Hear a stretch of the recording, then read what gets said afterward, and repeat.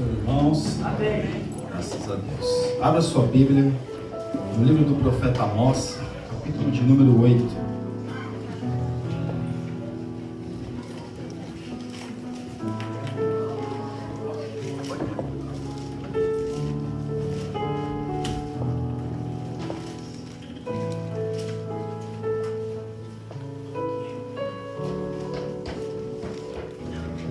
Isaías, Jeremias,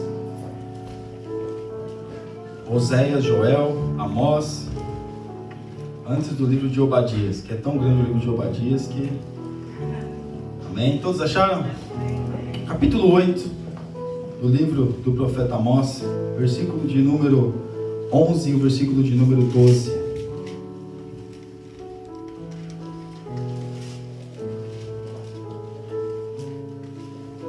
Amém?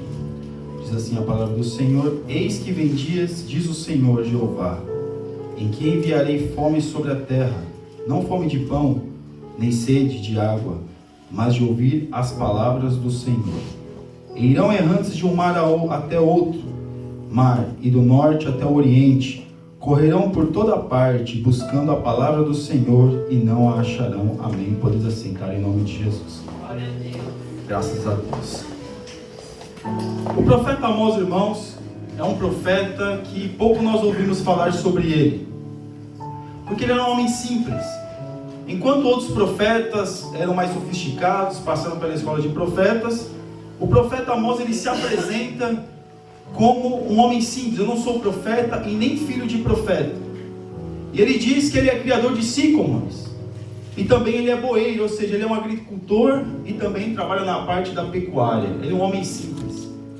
Eu vejo nessa passagem do profeta Amós que Deus, ele pode usar quem ele quer.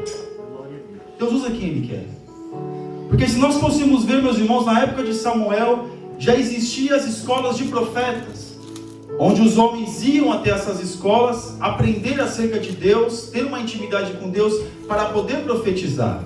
É claro que nessa escola muitos se perdem e acabam profetizando aquilo que quer profetizar, não aquilo que Deus manda profetizar. E nós vemos essa escola sendo ampliada quando Eliseu ali naquele momento, quando o ferro do machado daquele homem se perde, ali estava sendo ampliada a escola de profetas. Existiam os profetas profissionais, que eram aqueles homens que pregavam profissionalmente, não é diferente de hoje, que pregava apenas o que o povo queria ouvir, não aquilo que o povo precisava de ouvir. Mas Deus, vendo, meus irmãos, a necessidade de trazer um homem simples, Deus viu em Amós um homem que poderia levantar como um profeta. Amós, ele é da tribo de Judá, ele é do reino do sul, mas ele prega a sua mensagem para o reino do norte, ou seja, para o reino de Israel, cuja capital é Samaria. Ele prega por volta ali de 750 anos antes de Cristo, um pouquinho antes da invasão, onde levou aquele povo cativo. Mas uma coisa interessante, meus irmãos, que este povo aqui, o povo de Israel, estava afundado na idolatria. E se nós fôssemos ver, meus irmãos, o porquê que eles estavam nessa situação, nós teríamos que voltar muito tempo antes. Em que tempo? No tempo que o reino foi de Jeroboão. E Deus foi aquele que fez com que fosse a divisão daquele reino. E o que acontece, meus irmãos? Como o templo ficava no reino do sul, cuja capital era Jerusalém e cujo rei era Roboão, o povo deveria descer do norte para adorar no sul. Mas Jeroboão, com medo de perder pessoas, com medo de todos quererem mudar, migrarem, ficarem sincretismo religioso. É a mistura de religião. É a mistura do culto. A mistura, meus irmãos, ela não faz bem. Por isso que quando Deus fala acerca dos pães, ele cita a questão de não quer pães que sejam levedados, porque há uma mistura. Porque os pães que eram levados para o templo não havia mistura. E nós vemos aqui, meus irmãos, que quando Amós ele traz essa mensagem aqui para este povo, o que ele está dizendo? Olha, acabou. Como o nosso linguajar, já era. Porque aqui ele está determinando, quando ele começa a falar no começo do capítulo 8, ele está falando, olha, os frutos já estão maduros. Os frutos já estão maduros. tomarem noção, terem jeito, mas vocês rejeitaram. Os frutos estão maduros. Deus não vai mais falar com vocês, porque haverá tempo de fome. Deus já tem falado com vocês. Deus já está tratando com vocês já há muito tempo, porque o reino do norte, meus irmãos, foi o reino onde teve mais reis ímpios. E quando nós olhamos, meus irmãos, para os profetas, quando eles profetizavam, nós achamos que eles eram aclamados pela sociedade. Esses homens tiveram mortes terríveis. Isaías foi encerrado ao meio pelo próprio rei, o rei Manassés. E nós vemos aqui que Amós, meus irmãos, quando ele começa a falar a sua mensagem, com certeza, meus irmãos, as pessoas olhavam para ele e falavam: o que você está falando? Que Deus vai entrar em juízo com quem na nossa vida? Sendo que historiadores dizem, meus irmãos, que na época que Amós profetiza, estava tudo bem. Estava tudo bem. O povo estava ganhando bem, estava tudo tranquilo. Mas Deus manda Amós profetizar contra eles, porque a indignação de Deus era que muitos estavam sendo explorados. A indignação, meus irmãos, quando Deus coloca na boca de Amós para profetizar, é que os profetas não estavam trazendo a mensagem que Deus estava mandando eles trazerem. Quando Deus chama um homem simples do campo para trazer uma mensagem com homens sofisticados e estudados, a indignação, nós temos a indignação de Deus aqui. Porque existiam homens muito mais inteligentes, a gente podemos dizer assim, ou muito mais conhecedores da lei do que Amós. Mas por que Deus chama Amós? Porque Amós tinha um coração quebrantado diante de Deus. Porque quando o salmista fala: olha, Senhor, me dá-me um coração quebrantado, não é nós que quebrantamos o nosso coração, mas é Deus que quebranta o nosso coração. E nós vemos aqui Amós falando: olha, haverá tempo que vocês vão correr de um mar a outro mar e não vai ter palavra. E alguém vendo um monte de profeta profetizando naqueles dias pode dizer: não, esse homem está batendo muito bem das cachuletas, não. Porque está tudo bem, está tudo tranquilo. Por que ele está profetizando isso? Deus vai parar de falar conosco? O Deus que abriu o mar, o Deus que fez tantos milagres, o Deus que tem tanto livramento para este povo, Deus vai parar de falar conosco? Deus vai parar de chamar nossa atenção, ou vai parar de falar conosco? Olha tanto que profeta que profetiza aí. Deus não. E Deus falou que haveria este tempo, e houve. Porque o povo ficou sem ouvir a voz de Deus inspirada durante 400 anos. Foram 400 anos, e aqui, meus irmãos, 400 anos para o povo da tribo de Judá. Mas para o povo aqui, o povo de Israel, meus irmãos, este povo nunca mais foi uma nação, nunca mais. Aqueles que foram levados pelos assírios, que os assírios eles tinham uma forma muito interessante de levar cativo. Ao invés de levar cativo e deixar o povo junto, eles faziam mistura com o povo. Por isso que muitos perderam a sua identidade. Os irmãos terem uma ideia, ainda hoje se acharam uma tribo perdida de Israel, sabe aonde? Na Índia. Eles foram levados cativos. Não existia profeta no cativeiro. Por quê? Porque não quiseram ouvir a voz de Deus. Deus insistiu com esse povo, meus irmãos. Deus falou com este povo. Deus trouxe profetas para falar com esse povo. Esse povo mata os profetas. E mesmo assim Deus continua insistindo com o povo. E Deus está falando com o povo, e o povo não quer, porque o povo acha que algumas medidas que se faz na sua vida quer dizer que é santo, que é bom, e que está na presença de Deus. Quer ver uma delas, meus irmãos? Quando a gente acha que a gente está ganhando muito bem, às vezes alguns de uma forma fraudulenta, e acha que é Deus que está abençoando. Às vezes nós achamos que Deus, meus irmãos, Ele é complacente, Ele acha que é bom o nosso pecado. Ou nós pensamos assim. Porque às vezes, pelo fato de eu estar ganhando bem, eu acho que eu estou bem. Eu estou vivendo uma vida devassa, mas eu estou bem, porque eu estou ganhando bem. Porque a nossa medida, muitas vezes, a teologia da prosperidade prejudicou muito isso. Porque traz que o homem só é abençoado pela sua vida financeira. E é assim que eles também pensavam. E Deus fala com eles, que não falaria mais com eles. Porque, meus irmãos, vai se cumprir aquilo que está em Romanos, capítulo 1, versículo 24. Que Deus entregou este povo à sua própria sorte, ao seu próprio pecado. Aleluia. É muito interessante, meus irmãos, quando nós vemos um Deus Todo-Poderoso que insiste conosco que nós somos nada. Assim como insistiu com este povo. Mas o povo, meus irmãos, deixa Deus, não quer ouvir Deus. Não quer ouvir mais a voz de Deus, aquilo que Deus está mandando.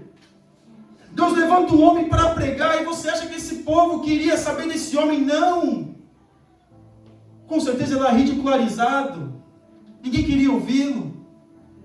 Mas ele traz para o povo uma reflexão acerca da sua condição espiritual. Os irmãos, temos uma ideia. Agora, recentemente, os arqueólogos acharam um templo, bem próximo do templo de Jerusalém, onde ficava o templo. Acharam um lugar, um espaço, onde era, vamos dizer assim, uma sanita pública, porque não era casa de banho, mas era uma sanita pública, existia muitos naqueles dias. E era uma sanita ali. Só que quando você levantava a sanita, se transformava num altar. Eles descobriram que as pessoas adoravam aos seus deuses bem próximo ao templo. Do lado do templo, ou seja, saía do templo, já descia, deixava ali o seu sacrifício e ia embora. E os profetas chamaram muito a atenção do povo, falando: olha, vocês adoram a Deus durante o dia, mas à noite vocês estão nos montes, levando sacrifícios para a rainha dos céus. Aleluia. É uma fé falsa. Não tem mais consciência de pecado. Não tem mais aquela culpa que o Espírito Santo de Deus, de uma forma saudável, faz com que nós sentimos. E este povo exatamente estava se sentindo assim. Não queria saber de Deus. Não queria nada com Deus. Achava que o seu culto prestado, pelo fato de estar se disponibilizando a ir ao templo, ou trazer o sacrifício do templo, era suficiente. Achando que ter a sua fé falsa era o suficiente. Mas Amós ele fala: olha, haverá tempos que Deus não vai falar. O que é isso, meus irmãos? Isso é um perigo muito grande. Quando Deus deixa de falar conosco, chamar a nossa atenção, isso é um perigo muito grande. A nossa consciência, meus irmãos, de pecado, ela fica cauterizada e ninguém consegue mais chegar até lá. E nós pensamos assim: mas Deus é misericordioso, a graça de Deus se estende. A graça é graça, mas não é barata. Porque quem coloca o coração contrito dentro de nós, não é nós, é Deus. E eu me preocupo, meus irmãos, quando eu olho para o livro de Hebreus, eu vejo lá que Esaú com lágrimas de arrependimento, não alcançou o lugar de arrependimento. E eu me preocupo, eu falo: meu Deus, mas o que é isso? Será que está assim, em qualquer momento eu posso me arrepender e falar com Deus? Claro que sim, mas de que maneira? De que maneira, aleluia, de que maneira? Não adianta, meus irmãos, não adianta. Nós queremos viver o Evangelho, mas viver o Evangelho falso, sem ter sustentabilidade. Nós estamos falando hoje de manhã acerca de âncora e de raiz. A âncora, ela te mobiliza, não vai para lugar nenhum, mas a raiz alimenta. E a palavra de Deus, ela é raiz na nossa vida. Aleluia. E Deus estava falando aqui, mas o que eles perderam, meus irmãos? A convicção de pecado. Se perde essa convicção, meus irmãos, já foi. Perderam isso. Perderam a convicção de entender e discernir aquilo que é certo e aquilo que é errado.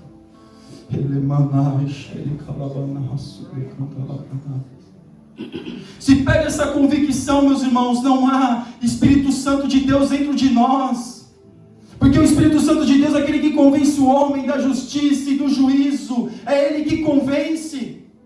E se Deus está falando conosco para nós mudarmos, a nossa vida mude. Porque uma hora pode ser que não tenha mais essa convicção dentro de nós. Não há mais. E o que nós vamos fazer, meus irmãos? Deus está falando, faça assim. A gente, não, mas eu faço do meu jeito. E aí, como nós estávamos estudando, nesse trimestre estamos estudando, as pessoas ficam arrumando subterfúgios na palavra, para poder explicar a si mesmo, que aquilo que está fazendo de errado é o certo. E fica tentando arrumar versículos, para falar, não, eu estou certo. Depois que eu vi, meus irmãos, o debate entre uma grande pregadora do Brasil e um outro homem, essa mulher que abriu uma igreja de homossexual, e ela ali debatendo ali, falando, não, mas a palavra diz isso, mas a palavra fala assim, me atesta a ter essa condição. Misericórdia. Misericórdia. E Deus não desiste do povo. Deus fala com o povo, mas a convicção se perde. Eu sei, meus irmãos, que às vezes ouvir uma palavra de conserto não é fácil. Eu sei que muitos passam e falam, meu irmão, Deus vai te dar, não importa, vai acontecer, vai dar tudo certo. Era assim que os profetas também falavam no Antigo Testamento. Vai dar tudo certo, não se preocupe. Quando Jeremias teve aquele embate com Ananias, olha, Deus vai levar cativo o povo, vai ficar 70 anos no cativeiro. Ananias veio e falou assim, não, é só 2 anos. O profeta morreu. Ananias morreu. Mas não tinha só ele, não tinha muitos. O que Deus fala conosco nessa manhã, meus irmãos? Ou nós mudamos a área da nossa vida que precisa ser mudada, ou não haverá mais consciência, ou não haverá mais convicção, ou não haverá mais culpa. Não é porque nós não sejamos mais culpados, não. É porque a nossa mente vai ficar cauterizada, assim como está lá, quando Paulo fala para Timóteo, olha, os falsos profetas estão cauterizando a sua mente, estão colocando comichão nos ouvidos. E assim que muitos de nós estamos se sentindo, meus irmãos, muitas das vezes. E Deus está falando com o povo, olha, vai vir o juízo. E o povo não estava nem aí. Deus estava falando, usando o profeta, vai vir o juízo, vai vir o juízo, vai vir juízo. Ou você muda ou vem o juízo. Mas o povo, meus irmãos, está tudo bem. Quando nós vivenciamos o juízo de Deus, aleluia, deve ser uma coisa muito terrível. Porque aqui nós vemos, meus irmãos, desculpa a expressão, mas a desgraça do povo. É só ler as Escrituras, que todos aqueles que não ouviram a palavra de Deus, não atenderam, não praticaram a palavra de Deus, o que aconteceu com eles? Se perderam. Muitas nações foram extintas. Por quê? Porque não ouviram aquilo que Deus estava mandando. Nós estamos estudando sobre a leitura da Bíblia. Hoje nós estudamos a lição sobre a leitura da Bíblia. Quantos de nós lemos a Bíblia? Quantos de nós, meus irmãos, alguma vez na vida, lemos a Bíblia uma vez? Uma vez. 5 anos, 10 anos, 20 anos de crente, lemos a Bíblia uma única vez. Mas o povo, meus irmãos, não quer ler a Bíblia. Por quê? Porque a Bíblia vai me confrontar. Aí pega versículos isolados para poder justificar, mas se ler a Bíblia e ver um contexto e as conexões que a Bíblia faz, ela vai me confrontar. Porque em mim não há mais convicção de pecado. Pergunta, meus irmãos, para qualquer desviado, qualquer desviado, principalmente aqueles que já foram crentes há muitos e muitos anos, pergunta o que ele vai te dizer quando você for pregar para ele. Deus me ama do jeito que eu sou. Está tudo bem, uma hora eu volto. Está tudo certo. Não, é que a carne é fraca, é assim mesmo. Porque não há mais uma convicção de pecado. Não há mais convicção de pecado dentro de nós. Quando isso acontece, meus irmãos, muitas coisas ficam perdidas. Principalmente a nossa integridade espiritual. Se você e eu, se nós queremos viver, meus irmãos, a maneira que a gente quer viver é um direito nosso. É um direito nosso. Mas o juízo de Deus, quando vir e nos pegar, não adianta a nós reclamarmos.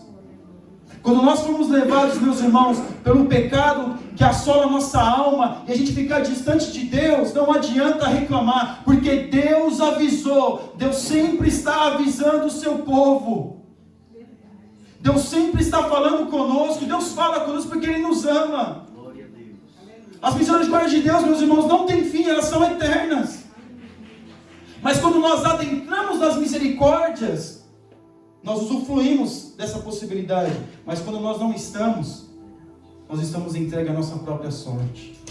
Abra sua Bíblia no livro de Romanos, na Epístola aos Romanos, capítulo de número 1. Eu citei esse versículo, mas eu prefiro ler. Eu sou muito ruim às vezes para guardar um versículo todo.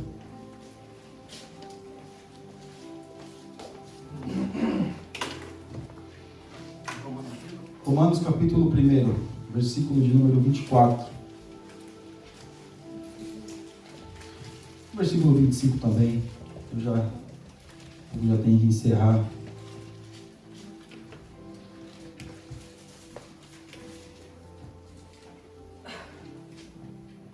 Amém? Diz assim: pelo que também Deus os entregou às concupiscências do seu coração, a imundícia, para desonrarem o seu corpo entre si. Pois mudaram a verdade de Deus em mentira, e honraram e serviram mais a criatura do que o Criador, que é bendito eternamente. Amém. Aleluia. Misericórdia, irmãos.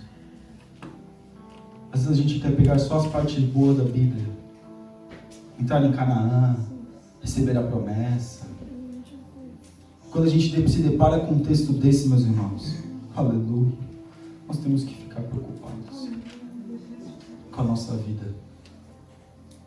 Nós temos que começar a nos preocupar, porque aqui o apóstolo Paulo estava tratando de uma questão que era idolatria e depravação, meus irmãos. E ele estava falando: olha, vocês não querem mudar? Tá bom. Deus vai nos entregar, na nossa linguagem, a sua própria sorte. E muitos estão dentro da igreja, estão entregues à sua própria sorte, porque não tem mais a convicção de pecado, porque não tem mais aquela humildade de aceitar que está errado. Está, meus irmãos, completamente perdido dentro da igreja. Aleluia.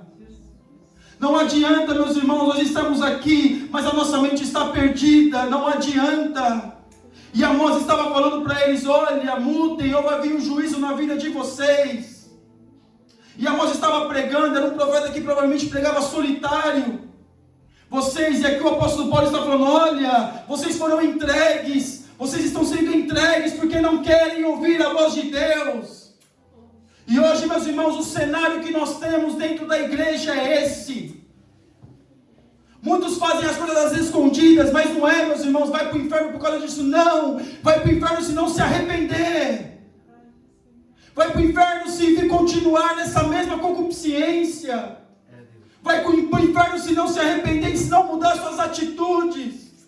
Vai para o inferno, porque Deus entrega, meus irmãos, Deus entrega. Porque não é eu que estou dizendo, é a palavra de Deus que está dizendo. Deus entregou o povo à idolatria. Mas como assim, meus irmãos? Deus entregou? Não, Deus entregou porque o povo quis ir. E se o povo quer ir, meus irmãos, Deus não pode fazer nada, porque é a minha escolha. E o povo desejou isso, e o povo quer isso. Irmãos, infelizmente alguns falam: nossa, mas você é muito assim, né? Não, meus irmãos, até mesmo no trabalho, o Gabriel, mas pelo menos, ele fala a verdade. Mas as pessoas se incomodam, outras até nos elogiam. Mas a verdade tem que ser dita, meus irmãos. Não adianta chegar dentro da igreja, levantar sua mão para adorar a Deus, e dentro de nós não ter adoração, porque adoração não é cantar, adoração é se arrepender. Aleluia! A gente confunde muito isso. Vamos adorar a Deus, adoração é se arrepender. Porque quando a mulher samaritana fala para Jesus: aonde eu tenho que adorar? Não estava falando de adoração de cantar, não, estava falando de adoração de colocar o sacrifício no altar e se arrepender. Aleluia. E aqui, meus irmãos, quando Deus tira, quando nós queremos que Deus tire, ou nós não queremos isso, realmente acontece. Quando a pessoa quer ir para o mundo, quer ficar dentro da igreja desviado, isso acontece. A pessoa pode ficar 20, 30 anos dentro da igreja, sentado na cadeira, mas está desviado e vai para o inferno. Meu irmão, misericórdia, irmão, quem você pode dizer? Eu não sou nada, mas a palavra de Deus é que fala. Porque o que mobiliza o Espírito Santo de Deus na nossa vida é arrependimento. Deus não está nos dizendo que nós não vamos pecar. Deus não está dizendo, meus irmãos, que a gente não vai errar, porque pecar é errar o alvo. Deus não está dizendo que a gente não vai, essas coisas não vão acontecer conosco. Mas se provavelmente, de repente, quem sabe acontecer, aleluia, nós temos que correr aos pés daquele que tudo pode. Nós temos que correr aos pés daquele que tudo sabe da nossa vida e que pode nos consertar e que pode nos levantar. É Ele que pode, meus irmãos. Nós não podemos nada. Mas a gente só consegue quando nós entregamos a Ele. Não adianta justificar, não, está tudo bem, eu venho para a igreja, e alguns até dão o dízimo mais alto para poder justificar o seu erro. Aqui eu vi isso já, meus irmãos. O irmão, eu recebi uma bênção, graças a Deus, porque a gente fala muitas vezes da igreja, não, aqui eu recebi uma bênção, esse irmão não está mais conosco, eu recebi uma bênção, graças a Deus, é porque eu cometi um erro, tudo, olha pastor, eu fiz um voto com Deus, que se Deus não sei o que, eu traria, irmão, trouxe uma oferta para pagar um pecado.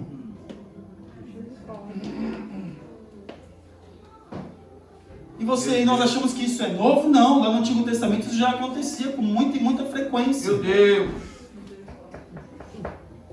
Eu vou para a igreja adorar a Deus porque eu cometi um erro ontem, eu vou para a igreja para adorar a Deus. Como se nós estivéssemos fazendo um favor para Deus. Eu estou fazendo um favor, Senhor. Olha, eu vou na sua casa para te adorar, porque o Senhor sabe, né? Eu cometi um erro esses dias aí. A pessoa está arrependida, meus irmãos? Não. A pessoa está entregue ao quê? A sua própria consciência, a sua própria concupiscência. E não é só isso. E não é só isso. Muitos de nós, meus irmãos, às vezes dizemos que somos crentes, que somos servos de Deus, que somos cheios do Espírito Santo, e não falamos com o outro, não perdoamos, criticamos as pessoas. E Amós estava chamando a atenção, porque, meus irmãos, quando a gente fala algo que não deve, aí Deus fala conosco. E a gente, poxa, Deus não devia ter falado isso. E fala de novo, ô Senhor, aí aquilo continua, é uma rotina. A pessoa acha aquilo normal. Acha isso normal. O pecado muitas das vezes nos faz termos essa consciência de acharmos que o pecado na nossa vida tem que ser normal. Mas Amós fala, olha, a árvore está madura. Acabou. Quando a árvore está madura, é porque acabou, porque é tempo de colheita. É tempo de juízo. É tempo de Deus entrar com providência. Porque, meus irmãos, é melhor cair nas mãos do Deus Todo-Poderoso, assim, se eu não me engano, disse o salmista Davi, do que cair nas mãos dos homens. Porque nas mãos dos homens, os homens são usados pelo diabo. Mas Deus não, Deus tem misericórdia. Enquanto nós estamos na mão de Deus, estamos tendo a oportunidade de melhorar a nossa condição, façamos. Vamos fazer isso. Porque se nós não fizermos, meus irmãos, Deus vai entrar com juízo na nossa vida. Porque a palavra de Deus, ela não fica escandalizada. Muitos se enganam. Que achar, não. Tá tudo certo, tá vendo? Aquela pessoa fez isso, tá vendo? A vida dela tá boa. Tá tranquilo, olha só, tá vendo? Fez tudo aquilo. Mas nem sempre o juízo de Deus, meus irmãos, é vida financeira. Nem sempre o juízo de Deus é na saúde. O juízo de Deus pode entrar na nossa eternidade. E aí que é o perigo. A nossa eternidade que está em jogo. Aleluia. Porque esse povo ficou perdido. nunca mais conseguiram se reagrupar. Porque quando nós vemos a mulher samaritana lá em Sicar, quando Jesus encontra ela lá, era uma nação pequenininha. Mas a nação do reino do norte eram 10 tribos. E todas foram perdidas. Todas. E não se achou lugar. O que quer dizer isso para nós, meus irmãos? Se nós nos perdermos, meus irmãos, o bom é que nós nos encontremos o mais rápido possível. Se a nossa consciência se perdeu neste caminho, é melhor que a gente se encontre aquilo que é de Deus o mais rápido possível. Se a nossa consciência de pecado está se perdendo, é melhor, meus irmãos, nós corrermos o mais rápido possível. Porque o maior pecador, meus irmãos, a gente pensa que é o pecador que fica numa vida devassa. Não, é quem está dentro da igreja. Porque o maior pecador é aquele que sente que precisa melhorar cada vez mais. Ele sente a convicção de pecado. Porque aquela pessoa que não tem consciência de pecado, ela não tem motivo para se arrepender. Vai se arrepender do quê? Como eu já conversei com os colegas do trabalho, estou lá na mesa almoçando, e eles falando, e o colega falando, não, é que eu tenho minha mulher em casa, e eu faço as coisas na rua, e eu sempre tenho que tomar banho, chegar em casa, eu sempre tenho que chegar em casa e tomar banho, mesmo que eu não faça nada, eu chego em casa e tomar banho. Eu falei, meu filho, mas não dá muito trabalho isso não, rapaz. Para que isso? Você tem a sua esposa dentro de casa, que está cuidando dos seus filhos, e sai com um monte por aí, até me mostrou a foto, olha, tá vendo aqui? Eu falei, meu filho, para que isso? Porque a consciência de pecado, para ele está tudo certo. Outros até mudam o nome lá, da mulher lá, e colocam o nome das pessoas da empresa. Porque se ligar e ele estiver longe do telemóvel, aí vai ver lá, fulana de tal, terminal tal. Ah, tá vendo? A pessoa aqui do seu serviço está te ligando. Meu Deus. Aqui, mano. Jesus. Porque não tem convicção de pecado. Acabou. A pessoa já está no mundo. Eu estou dizendo uma pessoa mundana. E os crentes? E os crentes? Porque uma coisa é errar e se arrepender. Outra coisa é errar e continuar errando. E viver nesse erro como uma prática de vida. Esse é o perigo. O pecar, errar o alvo, todos nós estamos, meus irmãos, sujeitos. Nós podemos pecar, errar o alvo. Mas o maior erro é persistir no erro e ficar justificando ainda por que está errando, por que está nessa situação. Ah não, mas é por causa do irmão tal, é por causa do fulano de tal, é por causa da circunstância, é por causa disso. E a pessoa e nós muitas vezes não saímos dessa prática. E o que Deus está falando, meus irmãos, para nós concluirmos aqui em Romanos, é que quando Ele entrega, dificilmente a pessoa consegue voltar. Nossa, meus irmãos, mas é isso mesmo, irmão? É. Porque se Deus não quebrantar o coração do homem, o homem não consegue quebrantar o seu próprio coração. Quem quebranta o coração do homem é o Espírito Santo. E se nós não tivermos o Espírito Santo dentro de nós, nós não teremos corações quebrantados. Porque nós fomos entregues. Que nós possamos, meus irmãos, pedir a Deus. Quando Deus falar conosco, nós venhamos ouvir a voz de Deus. O Evangelho parece que é muito bonito. Vir para a igreja, levanta as mãos, adora a Deus, ou estou cheio. Mas o Evangelho não é isso. O Evangelho é uma prática de vida. O Evangelho é uma busca incessante por Deus. O Evangelho é viver de glória em glória.